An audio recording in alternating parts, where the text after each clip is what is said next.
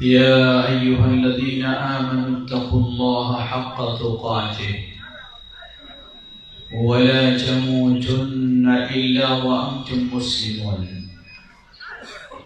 أما بعد، فإن خير الحديث كتاب الله، وخير الهدي هدي محمد صلى الله عليه وسلم،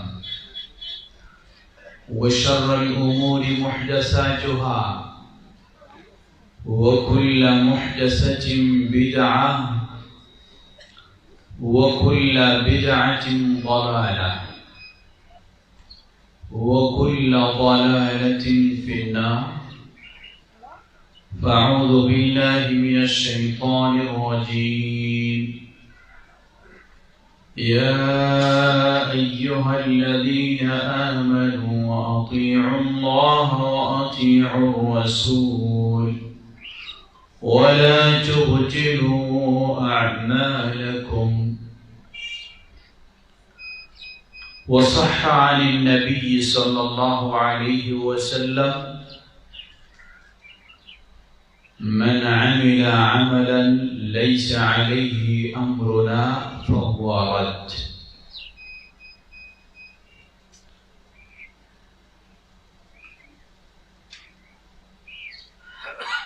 গজারিয়া মুন্সিগঞ্জে অবস্থিত মাদ্রাসাতুল ফালাহ এর উদ্যোগে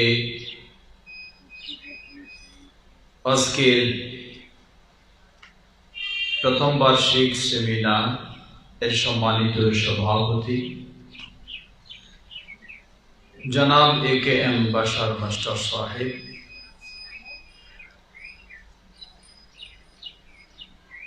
জুমা এবং তার পূর্বে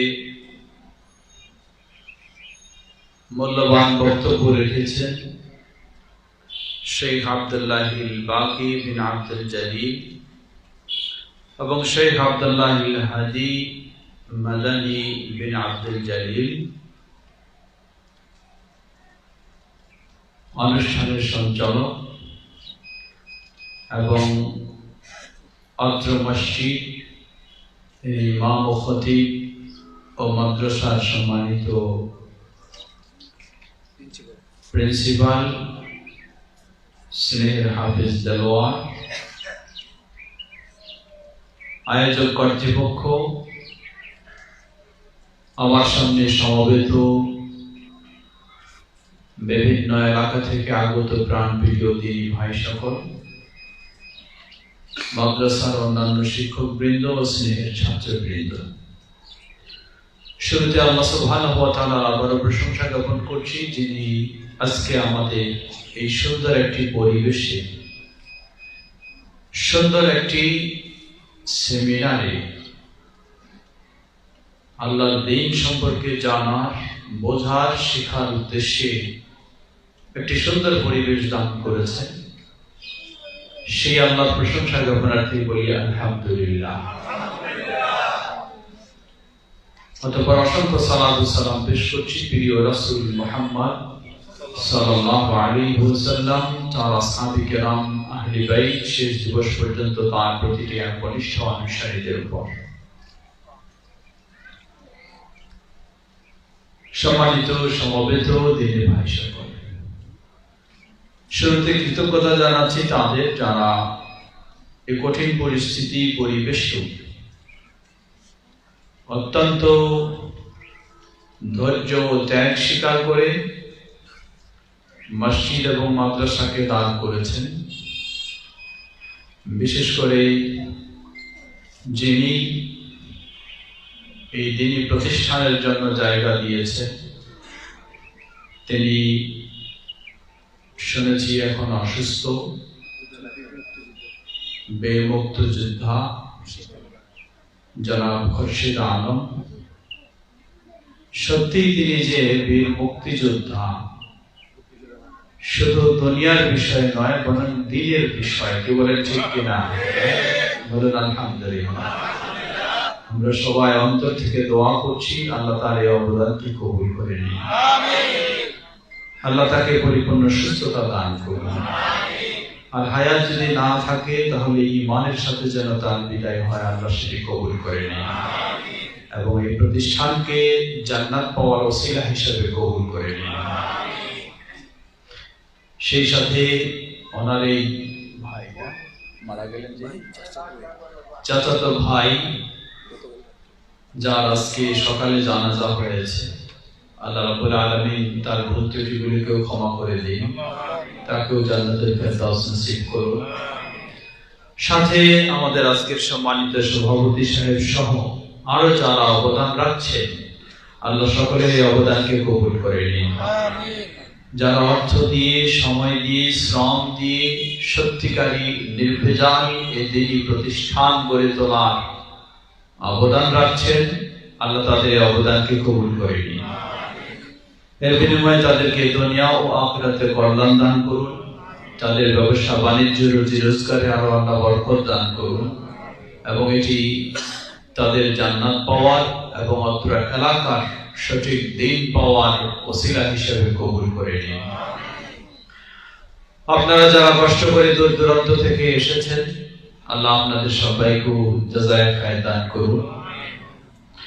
সম্মানিত সমবেত দিনী ভাই সকল, সময় আমাদের হাতে খুব বেশি নেই, কারণ শীতের দিন, আসর পড়লেই তো মাগরিবের অপেক্ষায় থাকতে হয়।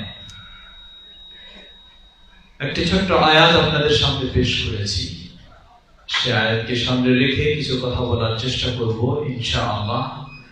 ওয়া তাওফীকি ইল্লা বিল্লাহ ওয়া ইলাইহি ওয়ানীব। শুধু দোয়া এবং ধন্যবাদ নয়, এই প্রতিষ্ঠান মসজিদ 2014 সাল থেকে শুরু হয়েছে, 19 সাল থেকে মাদ্রাসা শুরু হয়েছে। আমাদের মসজিদের সম্মানিত খতিব স্নেহের হাফিজ দেলওয়ার, আমি তার কিছু কথাগুলি, বক্তব্যগুলি শুনেছি। আসলে বড় বড় প্রতিষ্ঠানে দায়িত্ব পালন করা যায়, কিন্তু ছোট্টকে ছোট থেকে বড় করা সহজে যায় না, ঠিক কিনা? এটি কঠিন বিষয়, অনেক ধৈর্যের বিষয়, অনেক ত্যাগের বিষয়। তাই এই ছোট্টকে বড় করার চেষ্টায়, বিশেষ করে প্রতিকূল পরিবেশে কোন প্রতিষ্ঠান গড়ে তোলা, এটি যেন আরো কঠিন বিষয়। সেই ধৈর্যের পরিচয় দিয়ে আমাদের হাফিজ দেলওয়ার সেটি চেষ্টা করেছে। আমরা দোয়া করি আল্লাহ তার অবদানকে কবুল করে নিন। একদিন হয়তো আমরা থাকবো না, কিন্তু এই প্রতিষ্ঠান যেন সঠিক দিন শিক্ষা, প্রচার, প্রসার ও মানার একটি বৃহত্তর মুন্সিগঞ্জের একটি বড় কেন্দ্রে পরিণত হয়, আল্লাহ সেভাবে কবুল করে নিন। আমাদের সকলের জন্য যেন এটি একটি সাদকায়ে জারিয়া হিসাবে হয়, আল্লাহ সেভাবে কবুল করে নিন। সম্মানিত সমবেত দিনী ভাই সকল, আসলে এই দুঃখের বিষয়, মুসলিম অধ্যুষিত দেশ, এই এরিয়াটাও আশপাশে তো সবাই মুসলমান, তাই না? ম্যাক্সিমাম আশপাশেও অধিকাংশই মুসলিম, তারপরেও মসজিদ টিকায় রাখা কঠিন হয়। এটি দুঃখজনক বিষয় হইতে পারে না, কি বলে, ঠিক না? মুসলিমদের মাঝে মসজিদ টিকায় রাখতে যদি কষ্ট হয়, তাহলে এর চেয়ে কষ্টকর কথা আর কি হতে পারে? অমুসলিমদের মাঝে মসজিদ টিকায় রাখা কষ্ট, এটা স্বাভাবিক হইতেই পারে, কিন্তু মুসলিমদের মাঝে মসজিদ টিকিয়ে রাখা, এটি যদি কষ্টকর হয়, এটি অত্যন্ত দুঃখজনক বিষয়। তো যাক, আমরা দোয়া করব, যারা কষ্ট দিয়েছেন, বাধা দিয়েছেন, আমরা দোয়া করব আল্লাহ তাদেরকেও এই মসজিদের জন্য কবুল করে নিন। আমরা শক্ত কথা বলে কাউকে কষ্ট দিতে চাই না। আমাদের মডেল হচ্ছেন আমাদের প্রিয় নবী মুহাম্মদ সাল্লাল্লাহু আলাইহি ওয়াসাল্লাম। তিনি মানুষ হয়েছেন, জন্ম লাভ করেছেন কোথায়? মক্কায়। মানুষ হয়েছেন মক্কায়, মক্কার সব মানুষেরাই ওনাকে সবচেয়ে ভালো মানুষ বলে চিনত। কিন্তু যেদিন তিনি বললেন কুলু লা ইলাহা ইল্লাল্লাহ তুফলিহু, সেদিন থেকে তিনি খারাপ মানুষ হয়ে গেলেন। সেদিন থেকে তিনি আর ভালো মানুষ না। যত রকমের বাধা, যত রকমের ব্যথা, যত রকমের গালি, যত রকমের অপবাদ, যত রকমের প্রতিবন্ধকতা, সব চেষ্টা করলো। নবী মুহাম্মদ সাল্লাল্লাহু আলাইহি সাল্লাম কি উল্টা গালি দিয়েছিলেন? উল্টা কষ্ট দিয়েছিলেন? নবী মুহাম্মদ সাল্লাল্লাহু আলাইহি ওয়াসাল্লাম সাহায্য চেয়েছিলেন কার কাছে? দোয়া করেছিলেন কার কাছে? এভাবেও দোয়া করেছিলেন, হে আল্লাহ, আমার কওম তারা বুঝেনি, তারা বুঝেনি, না বুঝে আমার প্রতি তারা অন্যায় করছে, জুলুম করছে, আল্লাহ তাদেরকে হেদায়েত দাও, এই দোয়াই করেছিলেন। তাই আজকে এখানে যারা আছেন দায়িত্বে, আমি সবাইকে সেই পরামর্শটাই দিব। আমাদের মডেল হচ্ছেন নবী মুহাম্মদ সাল্লাল্লাহু আলাইহি ওয়াসাল্লাম, অন্য কেউ নয়, অন্য কোন পীর ফকিরের অনুসারী নই। আমরা অনুসারী হলাম নবী মুহাম্মদ সাল্লাল্লাহু আলাইহি ওয়াসাল্লাম। আল্লাহ রাব্বুল আলামিন তাকে আমাদের গোটা বিশ্বের মুসলিমের জন্য মডেল হিসেবে দিয়েছেন। আল্লাহ বলেন, লাকাদ কানা লাকুম ফি রাসূলিল্লাহি উসওয়াতুন হাসানাহ, তোমাদের জন্য উত্তম আদর্শ হলো কার মাঝে? রাসূলুল্লাহ সাল্লাল্লাহু আলাইহি ওয়াসাল্লামের মাঝে। তিনি নিজের হয়েও যখন এত বাধা বিপত্তির শিকার হলেন, আর তিনি এর বিপরীতে কি করলেন? তাদের জন্য বেশি বেশি দোয়া করলেন। তাই আমিও সবাইকে সেই পরামর্শ দেব, যারা আমাদের এই মসজিদের বাধা দিতে চায়, হয়তো বুঝে নাই, না বুঝে বাধা দিচ্ছে, মাদ্রাসার বাধা দিতে চায়, না বুঝে বাধা দিচ্ছে, আমরা তাদেরকে কখনো খারাপ কথা বলবো না। এটি আমাদের স্বভাব নয়, গালি দেওয়া আমাদের স্বভাব নয়। আমাদের স্বভাব হলো তাদের জন্য বেশি বেশি দোয়া করা। আল্লাহ যদি আমাদের দোয়া কবুল করেন, তাহলে আর বাধা থাকবে না। কি বলেন, ঠিক কিনা? সবাই সহযোগিতা দেবে। আল্লাহ আমাদের সেই পরিবেশ তৈরি করে দিন। সবাইকে এই মসজিদের জন্য আল্লাহ কবুল করে নিন, এই মাদ্রাসার জন্য আল্লাহ কবুল করে নিন। সমবেত দিনে ভাই সকল, সমস্যাটা কোথায়? কেন এই ভিন্ন পরিবেশ তৈরি হয়? কারণটা কি? এর একটি মূল কারণ হলো ইসলাম আমরা মানতে চাই ঠিকই, কিন্তু ইসলাম নিজের মতো মানতে চাই, ঠিক কিনা? হ্যাঁ, ইসলাম নিজের মতো মানতে চাই।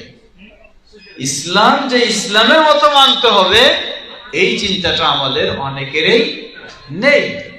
ইসলাম মানতে চাই নিজের মতো। আমি যেই চিন্তায় গড়ে উঠেছি, ওইভাবে যদি ইসলাম হয় ঠিক আছে। আমি যে আকীদায় গড়ে উঠেছি, ওইভাবে ইসলাম হয় ঠিক আছে। আমি যেই ধারণায় গড়ে উঠেছি, ওইভাবে ইসলাম হয় ঠিক আছে। আর আমার চিন্তা, আমার আকীদা, আমার চেতনা, আমার মতবাদ, আমার ধারণা, সেই আলোকে যদি ইসলাম না হয়, যতই সেই ইসলাম সুন্দর হোক, যতই সেই ইসলাম নির্ভেজাল হোক, যতই সেই ইসলাম আকর্ষণীয় হোক, যতই সেই ইসলাম খাঁটি হোক, তবু সেটি পছন্দ হয় না, ঠিক কিনা?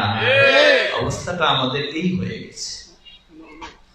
এজন্য প্রয়োজন ইসলামকে সঠিকভাবে, সঠিক নিয়মে ইসলামকে জানা। যদি সঠিক নিয়মে ইসলামকে জানা হয়, তাহলে আমাদের মাঝে এই ধরনের বিপরীতমূলক অবস্থান পাওয়া যাবে না। তাহলে কিভাবে সঠিকভাবে ইসলাম জানবো? সঠিকভাবে ইসলাম জানতে হবে যিনি ইসলাম দিয়েছেন, যার মাধ্যমে দিয়েছেন, সেই দুইজনের মাধ্যমেই জানতে হবে। ইসলাম কে দিয়েছেন? আল্লাহ রাব্বুল আলামিন। তাহলে কোরআন আল্লাহর বাণী, কোরআনের মাধ্যমে ইসলামকে জানতে হবে। কার মাধ্যমে ইসলাম দিয়েছেন? নবী মুহাম্মদ সাল্লাল্লাহু আলাইহি ওয়াসাল্লাম। নবী মুহাম্মদ সাল্লাল্লাহু আলাইহি ওয়াসাল্লামের সহিহ হাদিসের মাধ্যমে ইসলাম জানতে হবে। যদি এই দুই মাধ্যমে ইসলাম জানা হয়, কোরআন এবং সহিহ হাদিসের আলোকে, গোটা বিশ্বে মুসলিমদের মাঝে কোনো বিভেদ খুঁজে পাওয়া যাবে না। কিন্তু সমস্যা হলো, আমি ইসলাম জানতে চাই আমার পীর সাহেবের নিয়ম অনুযায়ী,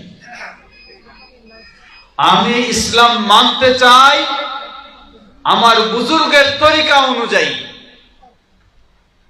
আমি ইসলাম জানতে চাই আমার মুর্শিদের নিয়ম অনুযায়ী। তাহলে মুর্শিদের অভাব নাই, পীরের অভাব নাই, তরিকার অভাব নাই, যার ফলে কি হয়ে যায়? বিপরীতমূলক পরিস্থিতি তৈরি হয়ে যায়। সমস্যাটা হলো এই জায়গায়। সুতরাং এই সমস্যা থেকে আমাদেরকে বের হয়ে আসতে হবে। এটাই হচ্ছে আহলুল হাদিসদের দাওয়াত। বলুন আলহামদুলিল্লাহ। আহলুল হাদিসদের কোনো ভিন্ন চিন্তা নয়, আহলুল হাদিসদের কোনো ভিন্ন দাওয়াত নয়। আহলুল হাদিসদের দাওয়াত হলো এটাই, আসুন ইসলাম মানি আল্লাহর বাণী আল কোরআনের মাধ্যমে, ইসলাম মানি আল্লাহর নবী মুহাম্মদ সাল্লাল্লাহু আলাইহি ওয়াসাল্লামের সহিহ হাদিসের মাধ্যমে। এটাই আহলুল হাদিসদের দাওয়াত। আর এই কথাই প্রিয় নবী মুহাম্মদ সাল্লাল্লাহু আলাইহি ওয়াসাল্লাম তার বিদায় হজ্জে মুসলিম উম্মাহর জন্য বলে গেছেন। তিনি বলেছেন, তারাকতু ফীকুম আমরাইন লাম তাযিল্লু মা তামাসসাকতুম বিহিমা কিতাবাল্লাহি ওয়া সুন্নতি। রেখে যাচ্ছি তোমাদের মাঝে মাত্র দুটি জিনিস। কয়টি জিনিস? কয়টি? একটি হলো নকশবন্দিয়া আর একটি মুজাদ্দিদিয়া। তাহলে একটি হলো কাদেরিয়া আর একটি হলো সাবেরিয়া। তাহলে একটি হলো চিশতিয়া আর একটি হলো সরারদিয়া। লা হাওলা ওয়ালা কুওয়াতা ইল্লা বিল্লাহ। কিন্তু আজকে মারামারি কি নিয়ে? মারামারি এগুলি নিয়ে। কারণ আসল জায়গায় নাই, আসল জায়গায় যেতে পারিনি, এজন্যই মারামারি। যদি আসল জায়গায় যেতে পারতাম তাহলে মারামারির কোনো বিষয় ছিল না। মুসলিম মুসলিম কি ভাই ভাই হতো, ভাই ভাই থাকতো। কিন্তু আসল জায়গায় না থাকার কারণে মুসলিম মুসলিম ভাই ভাই নাই, মুসলিম মুসলিম ঠাই ঠাই হয়ে গেছে। একজন আরেকজনের শত্রু, বন্ধু নয়। অথচ ইসলাম একজন আরেকজনের বন্ধু বানাই দিয়েছে। আর আমরা আজকে অন্য হয়ে গেছি। আল্লাহ রাসূল সাল্লাল্লাহু আলাইহি ওয়াসাল্লাম বললেন, জেনে রাখো তোমাদের মাঝে রেখে গেলাম মাত্র দুটি জিনিস। যতক্ষণ পর্যন্ত এই দুটি জিনিসকে আঁকড়ে ধরবে কখনো পথভ্রষ্ট হবে না। একটি হলো কিতাবুল্লাহ, আল্লাহর কিতাব আল কোরআনুল কারীম। অপরটি হলো নবী মুহাম্মদ সাল্লাল্লাহু আলাইহি ওয়াসাল্লামের সুন্নাহ ওয়া হাদিস। লিল্লাহি তাকবীর, আল্লাহু তাকবীর। আজকে যদি গোটা বিশ্বের মুসলিমেরা ইউরোপ, আফ্রিকা, আমেরিকা, এশিয়া যেখানেই হোক না কেন, মুসলিম মানে যদি বলে ইসলাম মানব কোরআন এবং হাদিসের আলোকে, আফ্রিকার মুসলিমেরা বলবে ইসলাম মানে কোরআন এবং হাদিসের আলোকে, এশিয়ার মুসলিমেরা বলবে ইসলাম মানে হলো কোরআন এবং হাদিসে, ইউরোপের মুসলিমেরা বলবে ইসলাম মানে হলো কোরআন এবং হাদিসের আলোকে, আমেরিকার মুসলিমেরা বলবে ইসলাম মানে হলো কোরআন এবং হাদিসের আলোকে। গোটা বিশ্বের মুসলিমদের মাঝে ঐক্য ছাড়া কোনো দ্বিমত খুঁজে পাওয়া যাবে না। কিন্তু তা নয়, পথ ভিন্ন করে নিয়েছি। আমি মানবো আমার মাযহাব অনুযায়ী, আপনি মানবেন আপনার মাযহাব অনুযায়ী, উনি মানবেন ওনার মাযহাব অনুযায়ী, উনি মানবেন ওনার মাযহাব অনুযায়ী। মাযহাবের সীমাবদ্ধ থাকলেও চলতো, মাযহাবে সীমাবদ্ধ থাকলেও চলতো। ভারতবর্ষে সবচেয়ে মুসলিমরা কোন মাযহাবের বেশি? হানাফি মাযহাবের বেশি। মাযহাবে সীমাবদ্ধ থাকলেও চলতো। এই এক মাযহাবের মানুষ হাজার দলে বিভক্ত, হাজার পীরের অনুসারী, হাজার পীরের হাজার তরিকা। এক পীরের তরিকা আরেক পীরের মুরিদরা গ্রহণ করে না। আবার সবাই কয় মাযহাবের? সবাই এক মাযহাবে। দেখেন কি অবস্থা, আল্লাহ কি অবস্থা। এগুলির সবগুলির কারণ হলো একটাই, মানুষ কোরআন এবং সহিহ হাদিস থেকে দূরে সরে আসছে। একটাই কারণ, কোরআন এবং সহিহ হাদিসের কাছে যখন যাবে সব ভেদাভেদ দূর হয়ে যাবে। আজকে দেখুন কেউ বলে যে আপনি আবার সহিহ হাদিস কই পাবেন, এটাও আবার উল্টা কথা, এটাও উল্টা কথা। হাদিস বললেই হয়, সহিহ কেন বলেন? এটি লজ্জা লাগার কথা। কেউ যদি ইমাম আবু হানিফা রাহিমাহুল্লাহর অনুসারী হয় আর যদি বলে যে আপনি আবার সহিহ হাদিস কেন বলেন, এটি তার একটি মূর্খতার পরিচয় ছাড়া কিছুই নয়। কারণ স্বয়ং ইমাম আবু হানিফা রাহিমাহুল্লাহ তিনি এই নির্দেশনা দিয়েছেন স্পষ্টভাবে, বিশুদ্ধ সূত্রে ইমাম আবু হানিফা রাহিমাহুল্লাহ থেকে প্রমাণিত। তিনি বলেন, ইদা সাহহাল হাদিস ফাহুয়া মাযহাবি। যখন কোন হাদিস সহিহ বলে প্রমাণিত, ইমাম আবু হানিফা রাহিমাহুল্লাহ বলেন এটাই আমার মত পথ। বলুন আলহামদুলিল্লাহ। আজকে আহলুল হাদিসরা কি নতুন কথা বলে, না ইমাম আবু হানিফা রাহিমাহুল্লাহর কথাই বলে? ইমাম আবু হানিফা রাহিমাহুল্লাহর কথাই বলে আহলুল হাদিসেরা, নতুন কথা নয়। কিন্তু সমস্যা হলো যারা ইমাম আবু হানিফা রাহিমাহুল্লাহর অনুসারী বলে দাবি করেন, তারা ইমাম আবু হানিফার কথা মানেন না। ইমাম আবু হানিফা রাহিমাহুল্লাহর কথা মানেন না, এটাই হলো সমস্যা।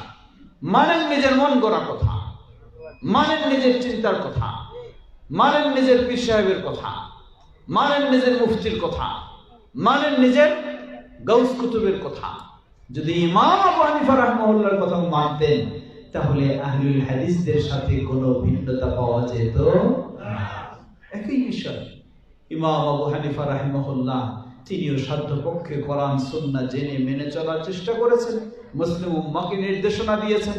হাদিস দুর্বল হলেও সেটির গুরুত্ব দেননি, সহিহ হওয়ার জন্য তিনি চেষ্টা করেছেন, জানার চেষ্টা করেছেন, মানার চেষ্টা করেছেন, অগ্রিম ঘোষণা দিয়ে গেছেন। প্রিয় ভাইরা আমার, আল্লাহ সুবহানাহু ওয়া তাআলার কাছে দোয়া করি, আল্লাহ আমাদেরকে কোরআন এবং সুন্নাহর দিকে ফিরে আসার তৌফিক দান করুন। আমিন। আহলুল হাদিস নিয়ে অনেক বিভ্রান্তি ছড়ানো হয়। বলা হয় আহলে হাদিস বুঝেন না, আহলে হাদিস কারা? কয় আহলে হাদিস এরা তো হাদিস ছাড়া কোরআন মানে না। এরা কি মানে? আহলে হাদিস মানে হাদিসের অনুসারী, এরা কোরআন মানে না। তারপরে বলে যে বলো তো, যে কোরআন মানে না সে কি মুসলমান? এর মানে কি? এর মানে আহলে হাদিস মুসলমান নয়। লা হাওলা ওয়ালা কুওয়াতা ইল্লা বিল্লাহ। কিভাবে বোঝায় মানুষকে? এটি হলো তার একটি অজ্ঞতা, মূর্খতার পরিচয় ছাড়া কিছুই নয়। সে কোরআনও চিনে না, সে কোরআনও চিনে না, কোরআনও জানে না, কোরআনের পরিচয় সে জানে না। যদি কোরআনের পরিচয় জানতো তাহলে মূর্খের মতো এই কথা বলতো না। আল্লাহ রাব্বুল আলামিন কোরআনুল কারীমের অনেকগুলি নাম, বৈশিষ্ট্যপূর্ণ নাম বলেছেন। তার মধ্যে কোরআনের একটি নাম হলো কি? হাদিস। সূরা জুমার 23 নম্বর আয়াতে আল্লাহ বলেন, আল্লাহু নাযালা আহসানাল হাদিস। আল্লাহ সর্বোত্তম হাদিস নাজিল করেছেন। বলুন সুবহানাল্লাহ। আল্লাহ সর্বোত্তম হাদিস নাজিল করেছেন। কোনটা হাদিস? কি সেটা? কোরআন। তাহলে কোরআনকে হাদিস কে বললেন? স্বয়ং আল্লাহ বললেন। এভাবে কোরআনুল কারীমকে 8 জায়গায় আল্লাহ রাব্বুল আলামিন হাদিস বলে পরিচয় দিয়েছেন। আরেকটু সহজ ভাষায় আসুন। হাদিসের শাব্দিক অর্থ বাণীও হয়। কি হয়? বাণী। কোরআন কার বাণী? তাহলে কোরআন কার হাদিস? আল্লাহর হাদিস। তাহলে 1 নম্বর হাদিস কোনটা? কোরআন। দ্বিতীয় হাদিস কোনটা? রাসূল সাল্লাল্লাহু আলাইহি ওয়াসাল্লামের হাদিস সবাই জানি। তাহলে হাদিস কয়টা? এই দুই হাদিসের অনুসারী যে সে কে, সেই হলো আহলুল হাদিস। এই দুই হাদিসের অনুসারী সেই হলো আহলুল হাদিস। তো এটি হলো যে বলে যে আহলে হাদিস মানে হলো কোরআন মানে না, হাদিস মানে খালি, আর যে হাদিস মানে কোরআন মানে না সে মুসলমান নয়। আসলে সে কোরআনও চিনে না, কোরআনের নামও জানে না, কোরআনের পরিচয় বুঝে না। বুঝলে এই মূর্খের মতো কথা বলবে না। তো এই আহলুল হাদিস অর্থ হলো যারা আকীদার ক্ষেত্রে, আমলের ক্ষেত্রে, ইবাদতের ক্ষেত্রে, ইসলামের প্রতিটি বিষয়ের ক্ষেত্রে কোরআন এবং সহিহ হাদিস অনুযায়ী মেনে চলার চেষ্টা করে, তারাই হচ্ছেন আহলুল হাদিস। আল্লাহ আমাদের সবাইকে প্রকৃত আহলুল হাদিস হওয়ার তৌফিক দান করুন। এটার বিপরীত কোনো পথ আছে? কোনো পথ নেই। কেউ ইসলাম যদি মানতে চায় এর বিপরীত কোনো পথ নেই, মানতেই হবে আপনাকে এই দুটো। এজন্য অনেক সময় বলি আমরা, আপনি কবরের ওয়াজ শোনান খুব, তাই না? আলেম ওলামারা কবরের বয়ান শোনায় না? কবরে কি প্রশ্ন হবে সেটাও তো বয়ান শোনায়। কবরে প্রশ্ন ধরে কয়টি প্রশ্ন হবে? 3টি না 5টি? হ্যাঁ, 5টি না 6টি? কবরে প্রশ্ন হবে 4টি। 4টার সাথে আরো 2টা যোগ করতে হবে।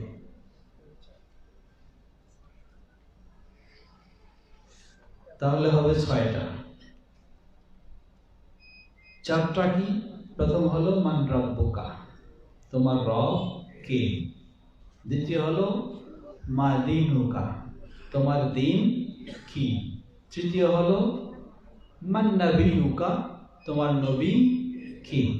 চতুর্থ হলো যে উত্তর দিতে পারবে, তার জিজ্ঞাসা করা হবে। এটি চতুর্থ হলো তার জন্য যে উত্তর দিতে পারবে।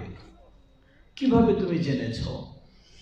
কিভাবে তুমি জেনেছো? সে জবাব দিবে আমি কিতাব পড়ে জেনেছি। পঞ্চম প্রশ্ন হবে তোমার মাযহাব কি ছিল। পঞ্চম প্রশ্ন হবে তোমার মাযহাব কি ছিল। কারণ 4 মাযহাব মানা ফরজ না? কবরে তো প্রশ্ন আসবেই।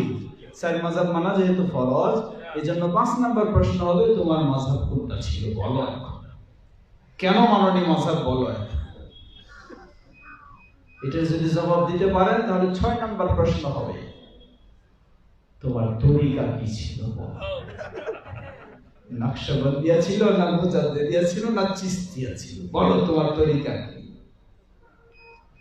লা হাওলা ওয়ালা কুওয়াতা ইল্লা বিল্লাহ। এভাবে ইসলামকে মন গড়া তৈরি করা হয়, এভাবে ইসলামকে মন গড়া তৈরি করা হচ্ছে। জেনে নিন, আপনি যাই হন আপনাকে কবরে জবাব দিতেই হবে নবী মুহাম্মদ সাল্লাল্লাহু আলাইহি ওয়াসাল্লাম সম্পর্কে। জবাব দিতেই হবে, ভিন্ন কোনো পথ নেই। কিন্তু আজকে আমাদের অবস্থাটা কি হয়েছে? কাউকে যদি আপনি একটা হাদিস থেকে কিছু বলেন, তিনি প্রশ্নের আপনাকে উল্টা প্রশ্ন করেন যে আপনি যেটা বললেন এটা কি আমাদের মাযহাবে আছে নাকি বলেন। কি ঠিক কি না? উল্টা বলে যে আমাদের মাযহাবে আছে নাকি বলেন। এর মানে মাযহাবে থাকলে মানবো, না থাকলে মানবো না। কত দুঃখের বিষয়। এখানে একটি বড় পার্থক্য দেখুন। কোন মাযহাবী ব্যক্তি হলে তিনি বলবেন যে এটা মাযহাবে আছে কিনা বলেন, থাকলে মানবে, না হলে মানবে না। কিন্তু আহলুল হাদিসের প্রশ্ন কি? আহলুল হাদিস ব্যক্তি বলবে যে কোরআন হাদিসে আছে কিনা। আল্লাহু আকবার। আহলুল হাদিস ব্যক্তির প্রশ্ন হলো আপনি যে একটা বললেন এটি কোরআন হাদিসে আছে কিনা দেখান। যদি কোরআন হাদিসে থাকে তাহলে মানতে প্রস্তুত। যদি কোরআন হাদিসে না থাকে, দুনিয়ার সব মানুষ বললো ইসলামের নামে মানতে প্রস্তুত নয়। এটি হলো আহলুল হাদিসদের কথা। কিন্তু আমাদের অন্য ভাইদের কথা হলো ডাইরেক্ট কোরআনে থাকুক না থাকুক বুঝি না, হাদিসে থাকুক না থাকুক বুঝি না, বুঝি মাযহাবে আছে কি না, তরিকায় আছে কি না, পীর সাহেব বলেছেন কি না। লা হাওলা ওয়ালা কুওয়াতা ইল্লা বিল্লাহ। এভাবে ইসলামকে আমরা নষ্ট করেছি। এজন্য আহলে হাদিসদের আহ্বান, বিশেষ করে বর্তমান বিশ্বে, মুসলিম বিশ্বে আজকে ক্ষতিগ্রস্ত, সর্বত্রই মুসলিমেরা নির্যাতিত, নিষ্পেষিত, মাজলুম হিসাবে জীবনযাপন করছে অধিকাংশ ক্ষেত্রে। এর অনেকগুলি কারণ, তার মাঝে একটি বড় কারণ হলো মুসলিমদের মাঝে অনৈক্য, দ্বিধা বিভক্ত, ঠিক কিনা? এটি একটি বড় কারণ। মুসলিমেরা বিভক্ত হয়ে নিজেরা নিজেদের বিরুদ্ধেই সংগ্রাম চালাচ্ছে, অন্য তো দূরের কথা। এই বিভক্ত দূর করে ঐক্যে ফিরে আসা মুসলিমদের জন্য এখন একটি বড় ফরজ দাঁড়িয়ে গেছে, বড় ফরজ দাঁড়িয়ে।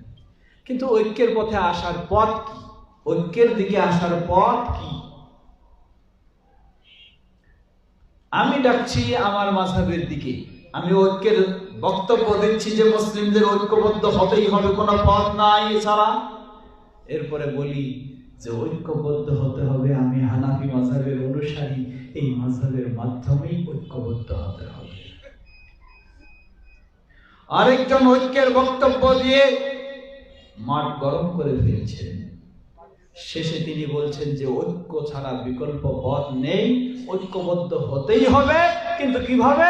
আমি শাফি মাযহাবের অনুসারী, এই শাফি মাযহাবটাই হলো ঠিক, এটার মাধ্যমেই ঐক্য হতে হবে। আরেকজন বলেন এই যে মালিকি মাযহাবের অনুসারী, এই মালিকি মাযহাবটাই ঠিক, এটার মধ্য দিয়ে ঐক্যবদ্ধ হতে হবে। আরেকজন বলেন হাম্বলি মাযহাবটাই ঠিক, এটার মাধ্যমে ঐক্যবদ্ধ হতে হবে। কিয়ামত পর্যন্ত যতই আপনি বক্তব্য দেন, ঐক্য কোনোদিন সম্ভব হবে না। কারণ ইসলামটাকে আপনি বিভক্ত করে ফেলেছেন মাযহাব দিয়ে। কেউ নিজের মাযহাব ছেড়ে আরেক মাযহাবে যাচ্ছেন না, সুতরাং ঐক্য জীবনে কিয়ামত পর্যন্ত হবে না। তাহলে ঐক্যের পথ কি? পৃথিবীতে মুসলিমেরা ঐক্যবদ্ধ ছিলেন কি না ইতিহাস খুঁজে দেখতে হবে। যদি ঐক্যবদ্ধ হিসাবে কখনো ছিলেন, কিভাবে ছিলেন, ওই পথেই আপনাকে ফিরে যেতে হবে। পৃথিবীতে মুসলিমেরা ঐক্যবদ্ধ ছিলেন নবী মুহাম্মদ সাল্লাল্লাহু আলাইহি সাল্লামের যুগে, ঠিক কিনা? ঐক্যবদ্ধ ছিলেন খোলাফায়ে রাশিদিনের যুগে, ঠিক কিনা? চার মাযহাবের আলোকেই তো সেই সময় ঐক্যবদ্ধ ছিলেন না? যখন এই মাযহাবী বিভক্ত প্রকট আকার ধারণ করে, তখন এই মুসলিমেরা বিভক্ত হয়ে গেছে। আজও সেই বিভক্ত চলছে, বিভক্তির পর বিভক্তি চলছে। সুতরাং যেই যুগে যেই সময় মুসলিমেরা ঐক্যবদ্ধ ছিলেন, সেই সময় এই ধরনের কোনো কিছু সীমারেখা ছিল না, ছিল শুধু কোরআন এবং হাদিস। রাসূল সাল্লাল্লাহু আলাইহি ওয়াসাল্লামের যুগে, খোলাফায়ে রাশিদিনের যুগে ওই নীতিতেই ফিরে যেতে হবে। তাহলেই সেই যুগে যেমন গোটা মুসলিমদের মাঝে ঐক্যবদ্ধ ছিল, আজও সম্ভব হবে সেভাবে ঐক্যবদ্ধ হওয়া ইনশাআল্লাহ। এটাই আহলুল হাদিসদের দাওয়াত, এটাই আহলুল হাদিসদের আহ্বান। আল্লাহ আমাদেরকে সেই বিষয়টি সকল মুসলিমদেরকে বুঝে সেভাবেই ঐক্যবদ্ধ হওয়ার তৌফিক দান করুন।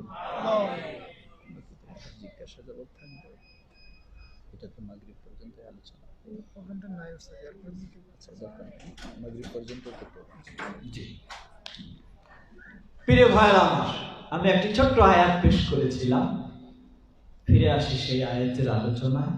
কিছুটা ভূমিকামূলক কথা চলল। আয়াতটি সূরা নাহলের 33 নম্বর আয়াত, সূরা মুহাম্মদের 33 নম্বর আয়াত। আল্লাহ রাব্বুল আলামিন একটি শক্ত কথা বলেছেন। আজকে মানুষেরা সময় সুযোগে কষ্ট করে সালাত আদায় করছি, সিয়াম পালন করছি, দান সদকা করছি, কোরআন তেলাওয়াত করছি, যাকাত দিচ্ছি, শত ব্যস্ততার মধ্য দিয়েও কষ্ট করে ইবাদতগুলি করছি, কিন্তু আবার এই ইবাদতগুলি নিজেরাই যেন নষ্ট করে ফেলেছি। আল্লাহ এজন্যই বললেন ওই আয়াতের শেষে, ওয়ালা তুবতিলু আমালাকুম, তোমরা তোমাদের আমলগুলিকে বাতিল করে দিও না। তাহলে আমাদের আমলকে বাতিল কে করে? আমরা নিজেরাই আমাদের আমলকে বাতিল করি। আল্লাহ এটাই বললেন যে তোমরা তোমাদের আমলকে বাতিল করে দিও না, নিজেরাই নিজেদের আমলকে নষ্ট করে দিচ্ছি। কিভাবে? আল্লাহ রাব্বুল আলামিন এই অংশের আগে দুটি নির্দেশ দিয়েছেন। ওই নির্দেশ অনুযায়ী যদি আমল করা না হয় তাহলে নিজেই নিজের সালাতকে বাতিল করে দেই, নিজেই নিজের সিয়াম যাকাত সবকিছুকে যেন বাতিল করে দেই। কি সেই নির্দেশ? আল্লাহ বললেন, ইয়া আইয়ুহাল্লাযীনা আমানু আতিউল্লাহ ওয়া আতিউর রাসূল।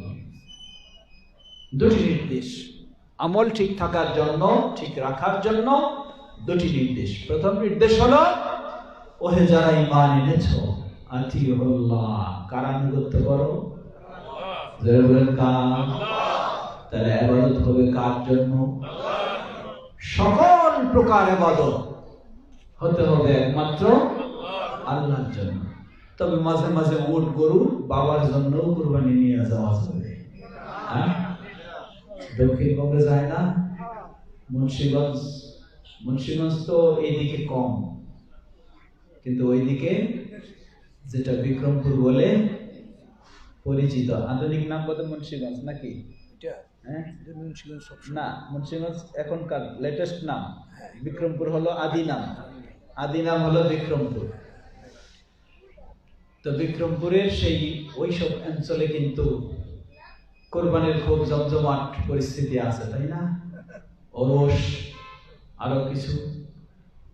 কোরবানি কার জন্য? সব আল্লাহর জন্য, কিন্তু মানুষ বড় কোরবানিটা করে বাবার জন্য। বাবাকে খুশি করার জন্য নিয়ে যায় না? বিশেষ করে ফরিদপুর, বরিশাল, ওই সব অঞ্চলে ট্রাকে ট্রাকে ভরে কুরবানি নিয়ে যায়, উট নিয়ে যায়। কাকে খুশি করার জন্য? যদি আল্লাহকে খুশি করার জন্য হতো তাহলে নিজের বাড়ির চতুর্দিকে লক্ষ্য করলে বহু দরিদ্র মানুষ মাসে এক টুকরা গোশতও খাওয়ার হইতে সুযোগ পায় না, এদেরকে খাওয়ানোটা ফরজ ছিল। কিন্তু তা না খাওয়াইয়া নিয়ে চলে যায় একদম বাবার কাছে। তাহলে কার সন্তুষ্টির জন্য? এজন্য মনে রাখবেন, কোন প্রাণী কুরবানি এর মধ্যে দুটো জিনিস থাকে হালাল হওয়ার জন্য। প্রথম হলো আল্লাহর নামে কুরবানি হতে হবে, দ্বিতীয় হলো আল্লাহর সন্তুষ্টি অর্জনের জন্য কুরবানি হতে হবে। দুটোর যে কোনো একটি যদি না থাকে তাহলে সেটি শিরক হবে, হারাম হবে। তাহলে নিয়ে যায় ঠিকই, বিসমিল্লাহ আল্লাহু আকবার বলে কুরবানি হয়, কিন্তু কার সন্তুষ্টির জন্য? বাবাকে খুশি করার জন্য, বাবার নৈকট্য অর্জনের জন্য সেখানে নিয়ে যাওয়া হয়। যার কারণে আল্লাহর নাম নিয়ে কুরবানি করলেও সেটি শিরক, আল্লাহর নামে কুরবানি করলেও সেটি শিরক। প্রিয় ভাইরা আমার, আমরা বলছিলাম মানুষের জীবনের সকল প্রকার ইবাদত হবে কার জন্য? যদি না হয় এটার নাম কি? কি হবে? শিরক। পৃথিবীর বুকে সবচেয়ে জঘন্যতম অপরাধ কোনটি? শিরক। আল্লাহর কাছে সবচেয়ে জঘন্যতম অপরাধ যেটি, এটির নাম হলো শিরক। যার কারণে যেই ইবাদত যত শিরক মুক্ত হয় আল্লাহর কাছে ওই ইবাদত তত বেশি প্রিয় হয়। যেমন হাদিসে এসেছে, সহিহ বুখারীর হাদিসে, আমরা জানি ইসলামের সবচেয়ে গুরুত্বপূর্ণ ইবাদত কোনটা? ঈমানের পরে সালাত না? আবার হাদিসে এসেছে, সহিহ বুখারীর হাদিস, আল্লাহ রাসূল সাল্লাল্লাহু আলাইহি ওয়াসাল্লাম বলেন, আল্লাহ বলেন, আস-সাওমু লি ওয়া আনা আজজি বিহি। সিয়াম হলো কার জন্য? আমার জন্য আমি সরাসরি এর প্রতিদান দিই। আমরা জানি ইসলামে ঈমানের পরে সবচেয়ে গুরুত্বপূর্ণ ইবাদত হলো সালাত, কিন্তু সালাতের বিষয়ে আল্লাহ এই ঘোষণা দেননি, দিয়েছেন সিয়ামের বিষয়ে। কারণটা কি? কারণটা হলো তুলনামূলক সিয়াম শিরক মুক্ত বেশি হয়ে থাকে, তুলনামূলক। তাই আল্লাহর কাছে এটি সবচেয়ে বেশি পছন্দনীয়। একজন মানুষ সালাতে দাঁড়ায়ও শিরক করে, সালাতে দাঁড়িয়েও শিরক করে, বলে কেমনি? বিশেষ করে যারা সুন্দর করে সালাত আদায় করে এরাও শিরক করে, ধীর স্থিরে যারা সালাত আদায় করে এরাও শিরক করে। সবাই নয়, মনে রাখবেন, সবাই কথা বলছি না, কেউ বলতে পারে। কেমনে? হাদিসটি মুসনাদে আহমদের সহিহ হাদিস। আল্লাহ রাসূল সাল্লাল্লাহু আলাইহি ওয়াসাল্লাম বলেন, আখওয়াফু মা আখাফু আলাইকুম মিনাশ শিরকি আল আসগর। আমি সবচেয়ে যে বিষয়ে তোমাদের জন্য আশঙ্কা করছি তা হলো শিরকে আসগর, ছোট শিরক। সেই ছোট শিরক কি জিনিস? আল্লাহ রাসূল সাল্লাল্লাহু আলাইহি ওয়াসাল্লামকে জিজ্ঞাসা করা হলে কয়েক হাদিস আসছে, এক হাদিসে বলছেন যে সবচেয়ে বেশি আশঙ্কা করছি তোমাদের জন্য ছোট শিরক। এক বর্ণনায় এসেছে মিন মাসিহিদ দাজ্জাল, দাজ্জালের ফিতনার চেয়েও তোমাদের জন্য বেশি আশঙ্কা করছি। কি সেটি? সেটা হচ্ছে আর রিয়া, মানুষ দেখানো ইবাদত। সেটি হচ্ছে মানুষ দেখানো ইবাদত। মুসনাদ আহমদের হাদিসে আল্লাহ রাসূল সাল্লাল্লাহু আলাইহি ওয়াসাল্লাম দৃষ্টান্ত দিলেন, বললেন ইয়াকুমুর রাজুলু ফি সালাতি ফায়ুযায়্যিনুহা লিয়ুরা মিন নাযরিরাতি। কোন মানুষ গিয়ে সালাতে দাঁড়াবে, দাঁড়ায় খুব সুন্দরভাবে সালাত আদায় করবে, ধীর স্থির ভাবে দাঁড়িয়ে আছে, কেরাত পড়ে, রুকু করে, সিজদা দেয়, খুব ধীর স্থির সুন্দরভাবে, একদম সহিহ হাদিসের অনুযায়ী। কিন্তু পার্থক্য ছোট্ট একটু, কি সেটা? ভিতরের চিন্তাটা হলো বাইরের কোন মানুষ আসলে যেন দেখে আমি খুব ভালো নামাজি। কি? বাইরের কোন মানুষ আসলে যেন দেখে আমি খুব ধীর স্থির মনোযোগ সহকারে সালাত আদায় করছি, এটা যেন কেউ দেখে, এটা যেন কেউ শুনে, এটা যেন কেউ বলে। এই চিন্তায় যদি কেউ সালাতে দাঁড়ায়, আল্লাহ রাসূল সাল্লাল্লাহু আলাইহি ওয়াসাল্লাম বললেন সে সালাত আদায় করছে ঠিকই, কিন্তু কিসে লিপ্ত হয়েছে? শিরকে আসগরে লিপ্ত হয়েছে। আল্লাহু আকবার। তাহলে সালাতের ভিতরেও মানুষ শিরকে লিপ্ত হতে পারে। এই জন্য এই সিয়াম এমন একটি, সাধারণত সিয়ামে হতে পারে না তাও নয়, সিয়ামেও হতে পারে। মানুষ সিয়াম পালন করছে, রোজা রাখছে, শোনাচ্ছে ভাই আমি তো আজকে রোজা আছি, আপনার সাথে খাবো না। এর মানে কি? তার উদ্দেশ্য হলো তারে শোনাবে যে আমি রোজা আছি, তার উদ্দেশ্য হলো শোনাবে আমি রোজা আছি। যদিও সিয়ামের বিষয়টা, রোজার বিষয়টা বাহ্যিকভাবে প্রকাশ পায় না, ওটা ভিতরের বিষয়, কিন্তু বলে প্রকাশ করতে চায় ভাই আমি রোজা আছি, আমার সাথে বেশি কথা বলেন না। এর মানে এর দিয়ে শোনাতে চায় যে আমি রোজা আছি, আপনি শুনেন, আপনি জানেন, আপনি বুঝেন যে আমি রোজাদার। এ ধরনের অসংখ্য ইবাদতের মধ্য দিয়ে শিরক হয়ে থাকে। সবচেয়ে বড় শিরক যেগুলি ইবাদতের মধ্যে হয়ে থাকে তার মধ্যে লক্ষ্য করুন, মানুষের জীবনে আমরা বলেছি ঈমানের পরে সবচেয়ে গুরুত্বপূর্ণ ইবাদত হলো কোনটি? সালাত। সালাতের মধ্যে গুরুত্বপূর্ণ অংশ কোনটি? সিজদা। সালাতের মধ্যে সবচেয়ে গুরুত্বপূর্ণ অংশ হলো সিজদা। আল্লাহ রাসূল সাল্লাল্লাহু আলাইহি ওয়াসাল্লাম বলেন, সহিহ মুসলিমের হাদিস, বান্দা যখন সিজদারত হয় ওয়া হুয়া আকরাবু ইনদা রাব্বিহ, তখন যেন সে তার রবের সবচেয়ে নিকটে পৌঁছে যায়। সুবহানাল্লাহ, সুবহানাল্লাহ। সহিহ মুসলিমের হাদিস। সবচেয়ে রবের নিকটে পৌঁছে যাওয়ার ইবাদত হলো সিজদা। আজকে এই মানুষই অমুসলিম বাদ দিন, মুসলিম বলে যে নিজেকে দাবি করে, সে এই সিজদাটাই দিয়ে থাকে আল্লাহকে না দিয়ে দেয় কাকে? বাবাকে দেয়। আছে না? অগণিত আছে না কম? অগণিত। এই সেজদায় দিয়ে যাচ্ছে কোথায়? কবরে। কোথায়? কবরে। এর চেয়ে বড় শিরক নেই। সুতরাং মনে রাখেন, আল্লাহর কাছে ইবাদত কবুল হওয়ার জন্য, বাতিল না হওয়া থেকে মুক্ত হওয়ার জন্য প্রথম শর্ত হলো কি হতে হবে? ইবাদত কার জন্য? একমাত্র আল্লাহর জন্য। আল্লাহর একত্ববাদ তাওহীদের উপর প্রতিষ্ঠিত হয়ে ইবাদত হতে হবে। সকল প্রকার শিরক থেকে মুক্ত হতে হবে। যদি না হয়, সারাটা জীবন ইবাদত করলেন, আবার এই ইবাদতেই আপনাকে জাহান্নামে নিয়ে যাবে। এই ইবাদতেই আপনাকে জাহান্নামে নিয়ে যাবে। কখন? যদি আপনার ইবাদত শিরক মুক্ত না হয়। এই জন্য মনে রাখতে হবে। অনেক সময় কেউ মনে করি, না কিছু করে ফেললাম, হোক, একটা তো হোক না, একটা তো হোক না। এটা হয় তাওহীদের আলোকে হলে আল্লাহর কাছে কবুল হবে, এর বিনিময়ে জান্নাত পাওয়া যাবে। আর যদি শিরকের মাধ্যমে হয়, তাহলে আল্লাহর কাছে প্রত্যাখ্যান হবে এবং এর বিনিময়ে জাহান্নাম পাওয়া যাবে। কোনো সুযোগ নেই। প্রিয় ভাইরা আমার, লক্ষ্য করুন, জান্নাতের আশায় ছুটছি, কিন্তু জান্নাত কিভাবে নিজেই যেন হারাম করে ফেলবো।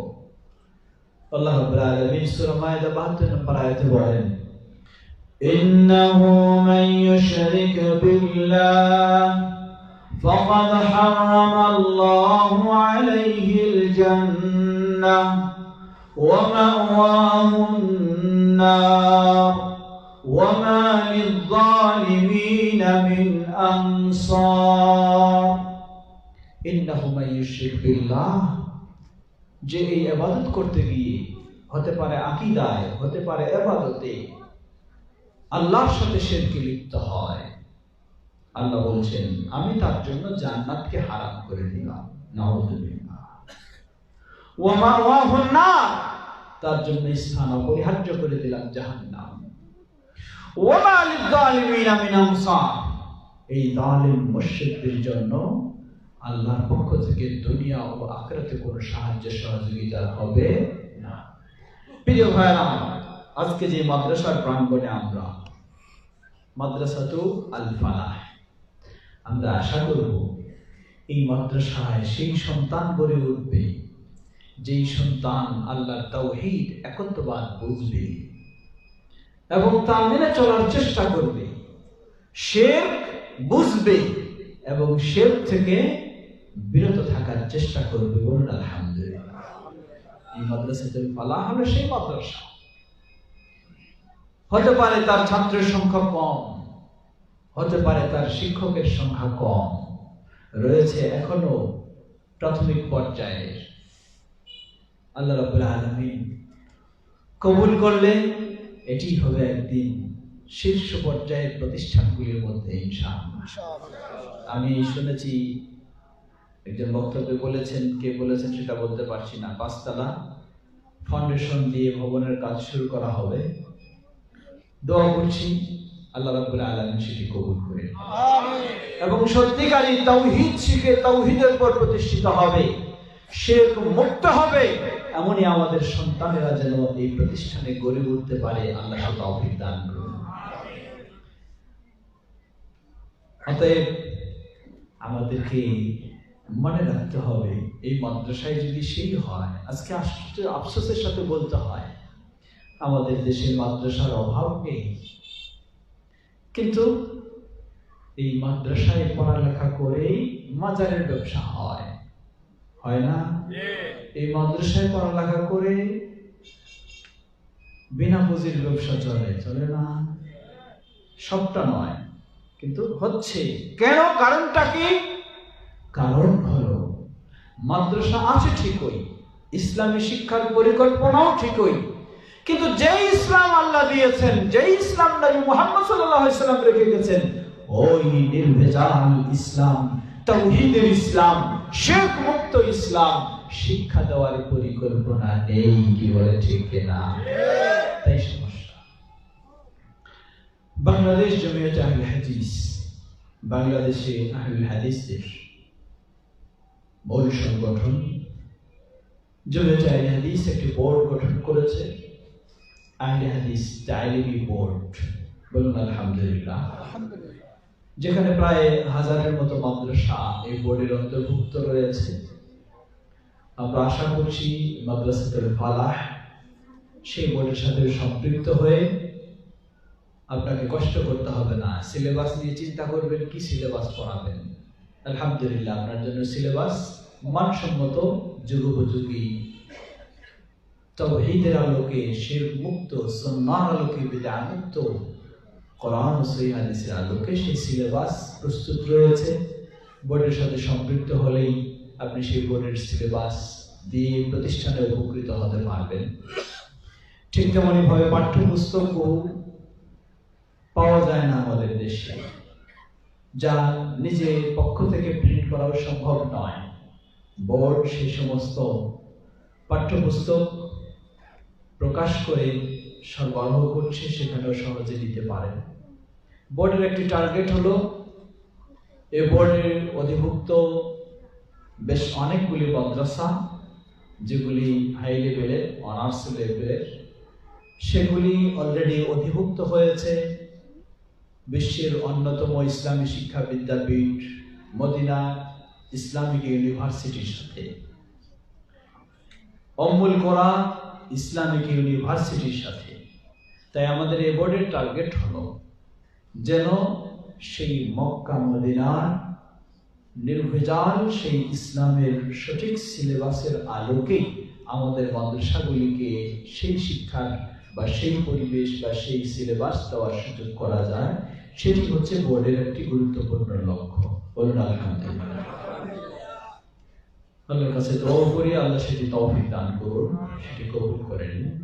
তাই আমরা আশা রাখবো এবং মাদ্রাসা কর্তৃপক্ষকে আহ্বান জানাবো যে আপনারা সেভাবেই দিক নির্দেশনা নেওয়ার চেষ্টা করুন। ইনশাআল্লাহ সেই সব বিষয় নিয়ে আর চিন্তা করতে হবে না, চিন্তা করবেন কিভাবে সেটিকে বাস্তবায়ন করবেন। আল্লাহ আমাদের সবাইকে এই মাদ্রাসাকে সুপ্রতিষ্ঠিত করার পিছনে অবদান রাখার তৌফিক দান করুন। আমিন। প্রিয় ভাই আমার, বলছিলাম যে সেই আয়াতে আল্লাহ রাব্বুল আলামিন বললেন নির্দেশ কয়টি? দুটি। প্রথম নির্দেশ হলো কার আনুগত্য? একমাত্র। কার জন্য ইবাদত? কাকে খুশি করার জন্য? কার সন্তুষ্টির জন্য? কার নির্দেশে? কার দাসত্বে? একমাত্র আল্লাহ। দ্বিতীয় হলো ওয়া আতিউর রাসূল, তোমরা অনুসরণ করো কার? রাসূল মুহাম্মদ সাল্লাল্লাহু আলাইহি ওয়াসাল্লাম। কারণ আমরা ইসলাম পেয়েছি কার মাধ্যমে? রাসূলুল্লাহ সাল্লাল্লাহু আলাইহি ওয়াসাল্লামের মাধ্যমে, ভিন্ন কারোর মাধ্যমে নয়। পরবর্তীতে আলেম সমাজ পর্যায়ক্রমে করেছেন, কিন্তু মূল ইসলাম পেয়েছি আল্লাহর পক্ষ থেকে কার মাধ্যমে? রাসূলুল্লাহ সাল্লাল্লাহু আলাইহি ওয়াসাল্লামের মাধ্যমে। সুতরাং একজন মুসলিমকে তার জীবনের সকল আমলগুলি, সকল কাজগুলি একদিকে করতে হবে শুধু আল্লাহর জন্য, অপর দিকে করতে হবে শুধু কার অনুসরণ করে?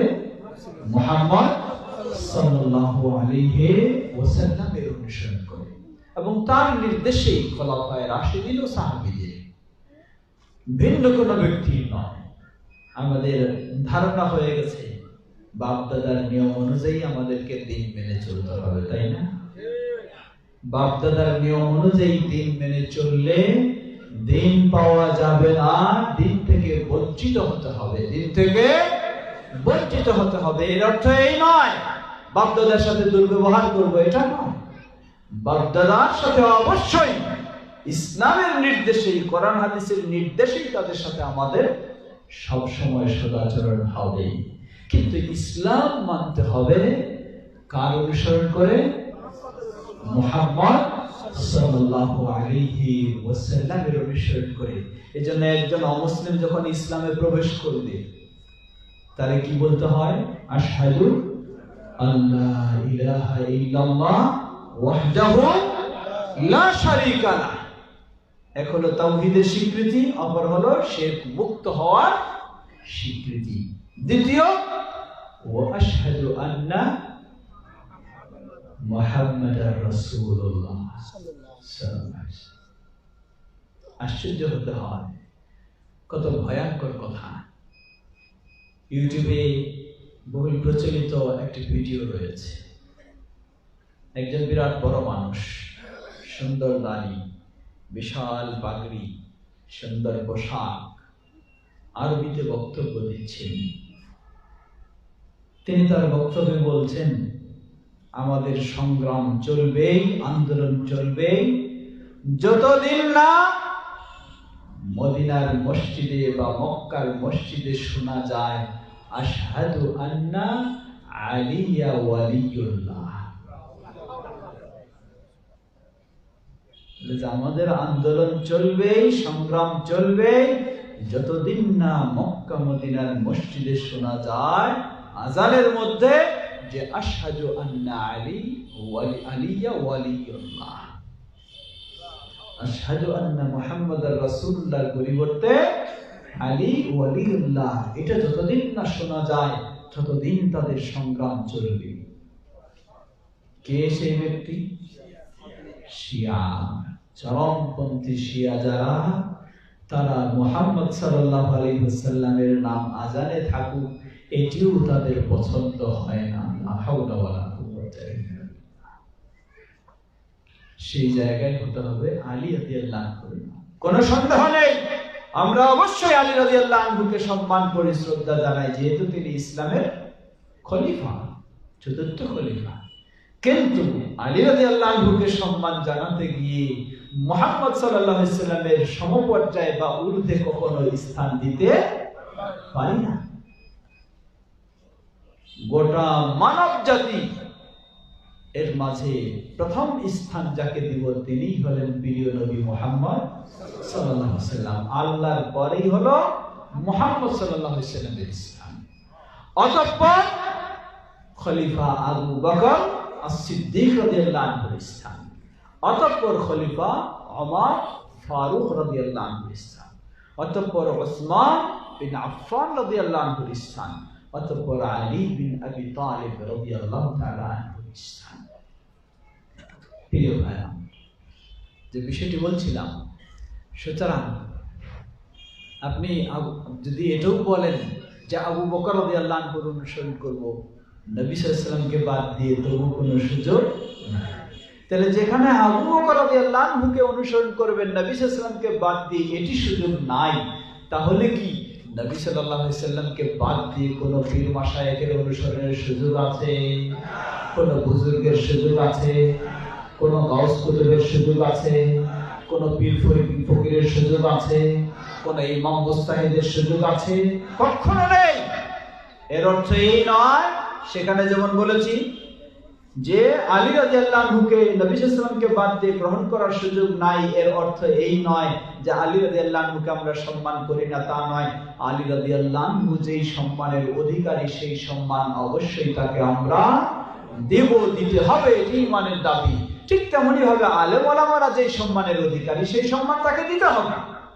কিন্তু এর অর্থ এই নয় যে মুহাম্মদ সাল্লাল্লাহু আলাইহি ওয়াসাল্লামকে বাদ দিয়ে আলেমকে নিয়ে আমি পড়ে থাকলাম, তা কোনোদিন হতে পারে না। আলেমকে আলেমের সম্মান দেব, বাপদাদাকে বাপদাদার সম্মান দেব, আর মুহাম্মদ সাল্লাল্লাহু আলাইহি ওয়াসাল্লামকে মুহাম্মদ সাল্লাল্লাহু আলাইহি ওয়াসাল্লামের সম্মান দেব। এই নয় মিলাদে খালি দাঁড়াইয়া নবী সাল্লাল্লাহু আলাইহি ওয়াসাল্লামকে বলবো, আর আমলের সময় মুহাম্মদ সাল্লাল্লাহু আলাইহি ওয়াসাল্লামের কোনো খবর নেই। জেনে নিন আপনি মিথ্যুক, আপনি কখনো মুহাম্মদ সাল্লাল্লাহু আলাইহি ওয়াসাল্লামকে ভালোবাসেন না। যদি সত্যি মুহাম্মদ সাল্লাল্লাহু আলাইহি ওয়াসাল্লামকে ভালোবাসতেন, আপনার জীবনের প্রতিটি আমলের ক্ষেত্রে, আকীদার ক্ষেত্রে, আদর্শের ক্ষেত্রে বলতেন, আপনার প্রশ্ন হতে হবে মুহাম্মদ সাল্লাল্লাহু আলাইহি ওয়াসাল্লামের আকীদা কি ছিল, আমি সেই আকীদা গ্রহণ করব। মুহাম্মদ সাল্লাল্লাহু আলাইহি ওয়াসাল্লামের ইবাদত কি ছিল, আমি সেভাবে ইবাদত করব। মুহাম্মদ সাল্লাল্লাহু আলাইহি ওয়াসাল্লামের আদর্শ কি ছিল, আমি সেই আদর্শ গ্রহণ করব। এটা হচ্ছে মুহাম্মদ সাল্লাল্লাহু আলাইহি ওয়াসাল্লামের প্রতি ভালোবাসার পরিচয়। আজকে আহলুল হাদিসদের বক্তব্য হলো সেটাই। আপনার ভালোবাসার দাবি মিথ্যা হলে চলবে না, ভালোবাসা হতে হবে সত্য ভালোবাসা। আমরা যেন সত্যিকারী ভাবে মুহাম্মদ সাল্লাল্লাহু আলাইহি ওয়াসাল্লামকে সেভাবেই ভালোবেসে তার অনুসরণ করে আমাদের জীবনের ইবাদতগুলি করতে পারি। আল্লাহ আমাদের সবাইকে সে তৌফিক দান করুন। মনে রাখবেন, আল্লাহর তাওহীদ একত্ববাদের বিপরীত যেমন শিরক, মুহাম্মদ সাল্লাল্লাহু আলাইহি ওয়াসাল্লামের সুন্নাহর বিপরীত তেমন বিদআহ। বিপরীত তেমন বিদআহ। বিপরীত বেদাত হলে অসুবিধা কোথায়? বেদাত তো আছেই সুযোগ, একটা হলো ভালো বেদাত, একটা খারাপ বেদাত। একটা বেদাতে হাসানা আর একটা বেদাতে সাইয়্যিআ।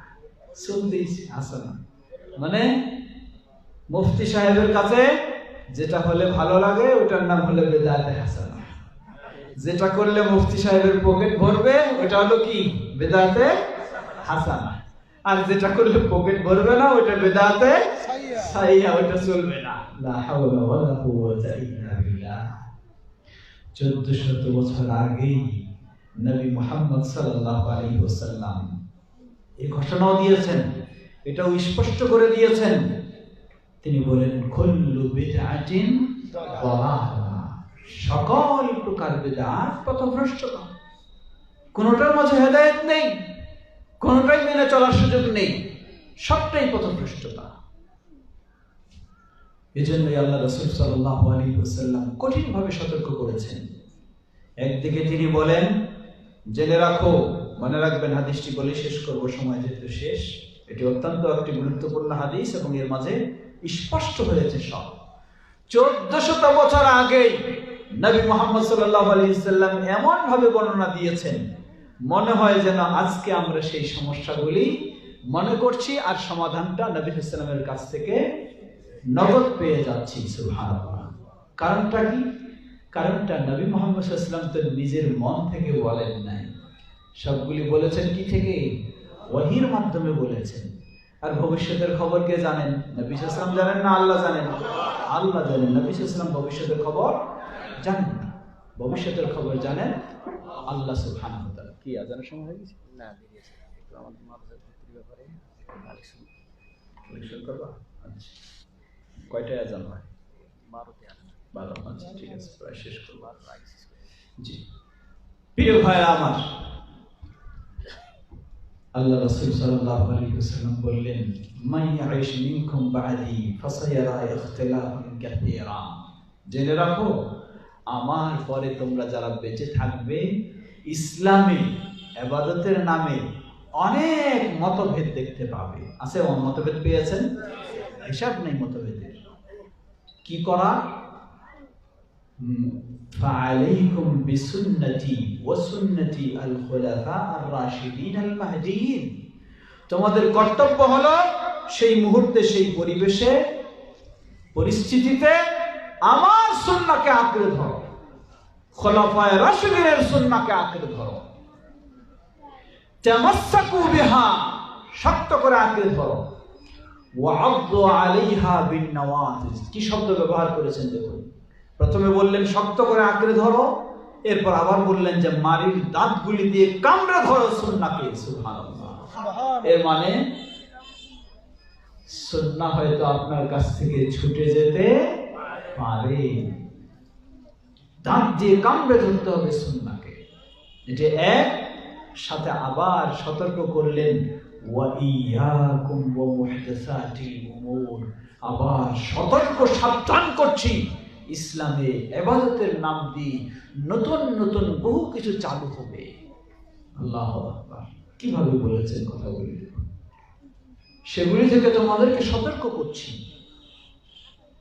ফাইন্না কুল্লা মুহদাসাতিন বিদআহ, কারণ প্রতিটি নতুন আবিষ্কৃত বিষয়গুলি কি হবে? বিদআহ।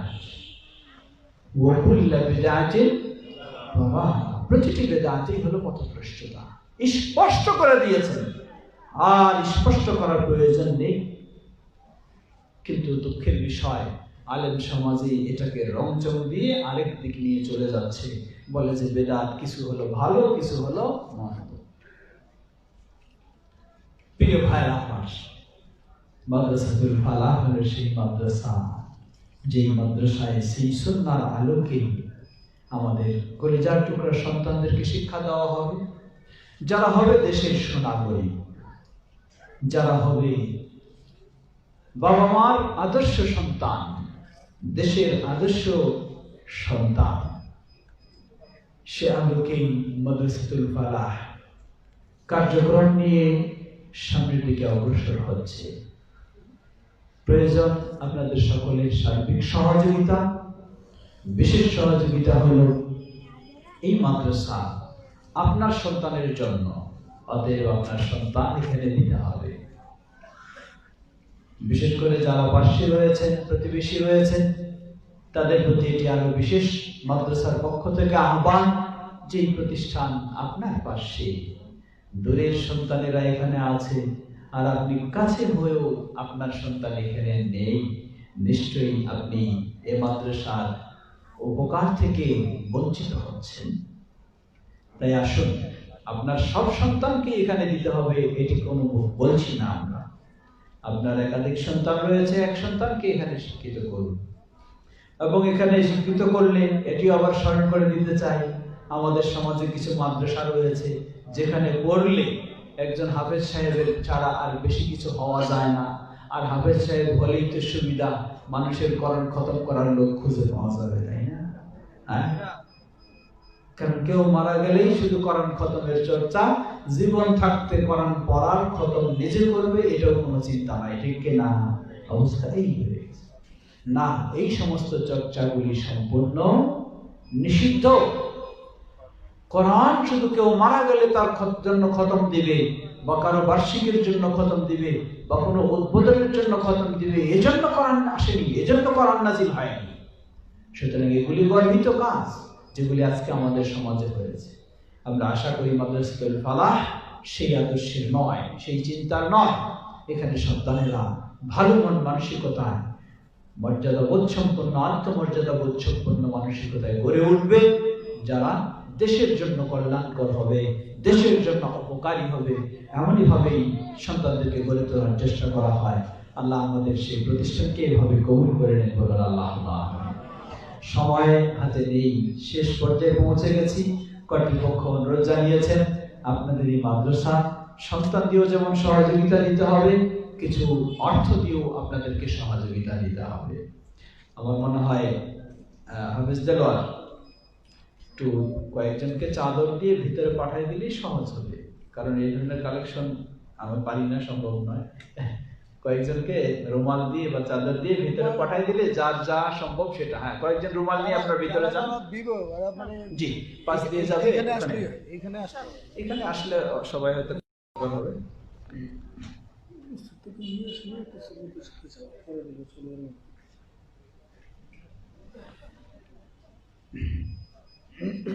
জি, আপনাদের মাঝে রুমাল নিয়ে যাচ্ছে, যার পক্ষে যতটুকু সম্ভব আপনারা প্রতিষ্ঠানের আজকের আয়োজন বা বিভিন্ন আয়োজনে।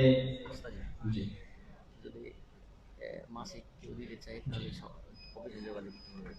হ্যাঁ, আর এখানে আজকেই সব দিতে হবে এমনটা